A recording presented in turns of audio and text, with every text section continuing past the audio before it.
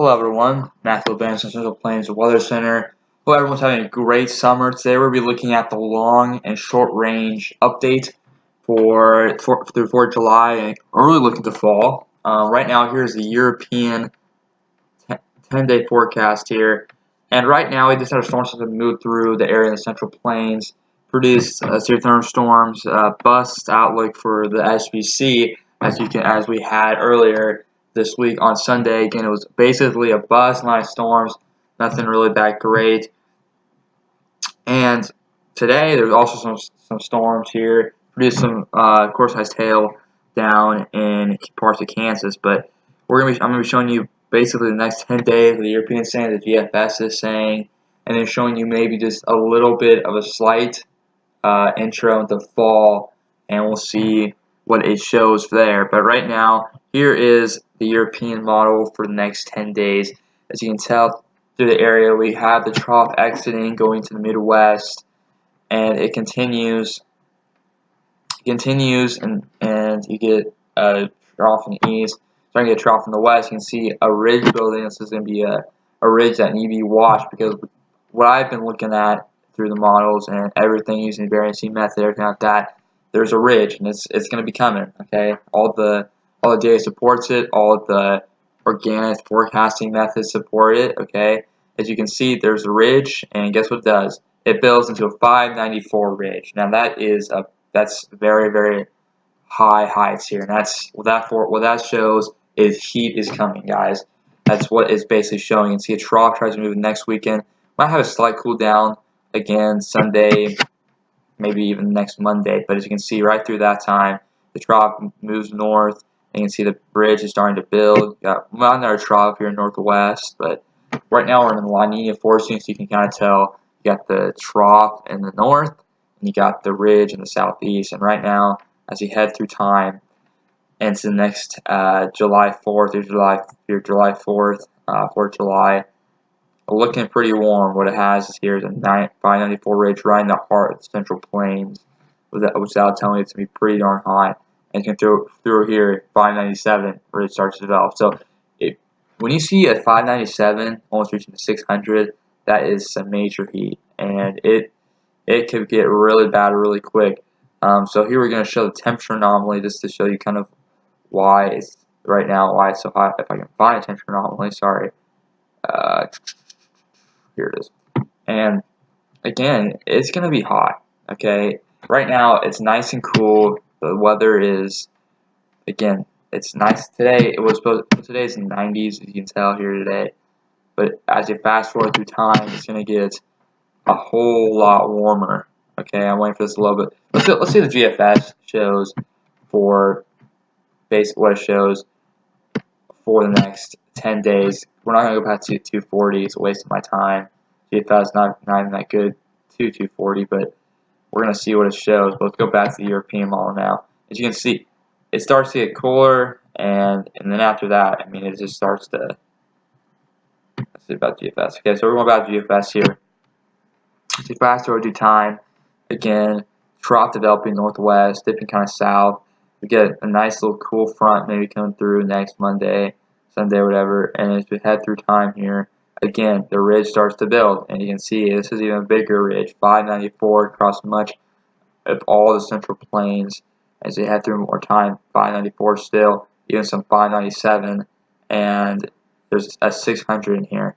So, I mean, what happens is the ridge retrogrades to the west, but it's still hot, guys. 600, we see 600, man, that's heat. And again, here's the European through 150 here today. This is the 12Z model, but you can see it gets cooler, but then the warm wrist really takes shape. European weekly is not really helping the cause at all with the warmth. Again, this is a model that doesn't really show anything great. I mean, it has being cold here in the Central Plains for quite a while. I don't really agree with that. Just because we have rain, and we got a lot of rain in the past couple of days, doesn't mean it's going to be cooler, okay? Doesn't mean anything. When you have a ridge that's a 600 to 597 to 600, it's pretty big time heat, okay? So I don't really agree with the method the European showing, trying to show the temperatures below normal. I don't agree with that at all. I mean, it's not going to happen.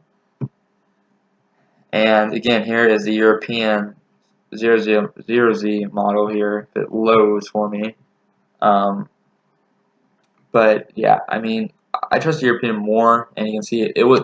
I don't really trust the 600 height with the warmth. I don't think the ridge is going to be that strong, but it's going to be pretty strong. But 600 now. Okay, and there's some cool temperatures down here. I mean, yeah, the ridge does make it cool down a little bit. You can see there's gonna be some rain associated with this, so that's why it's so cooler. But you can see as the cold goes, the heat comes. It's not really justifying the means down to some normal with the below normal temperatures.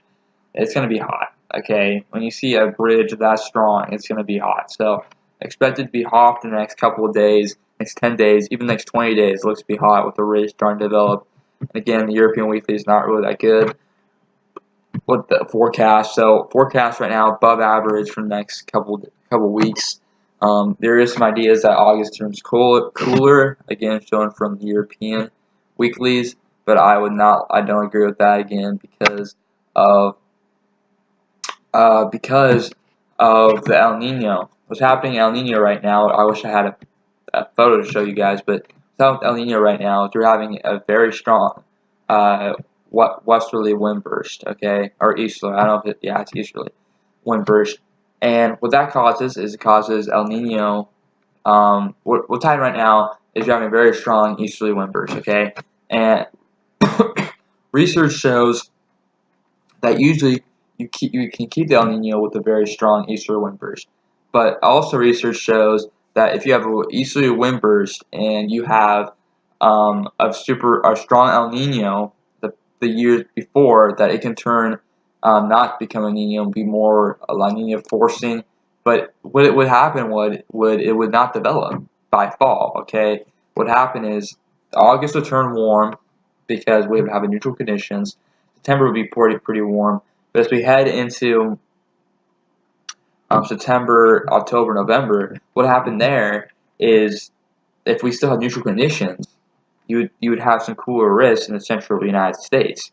Okay, the east would still stay a little bit warmer, the west would stay a little bit warmer, but in the central United States with the neutral conditions, you can get those cold risks right in the central plains, and it could translate into colder temperatures as we head into fall. And again, early look into fall here, again, right where that is the Jamstack model, seasonal model, it perfectly agrees with me.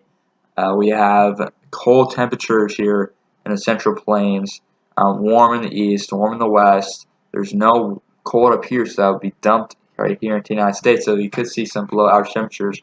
Also, some nice southerly jet here, creating some nice Pacific jet, creating some nice precip here in the central United States. It takes with a grain of salt, guys. I don't really take this with much.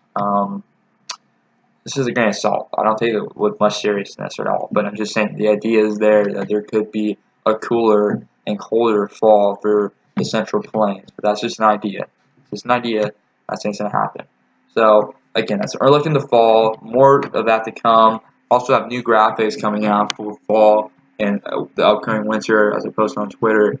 And if you greatly appreciate it, we greatly appreciate if you guys could follow me on Twitter, Matt Lobbins WX. And that is your short and long range video. Hope you guys have a great 4th of July, and hopefully I'll be back. I've been on vacation, so hopefully I'll be back with more videos as we head into the early part of July, and we'll be having more videos about the fall and maybe even some upcoming winter thoughts. So hope you guys have a great summer, and I'll see you next time. Goodbye.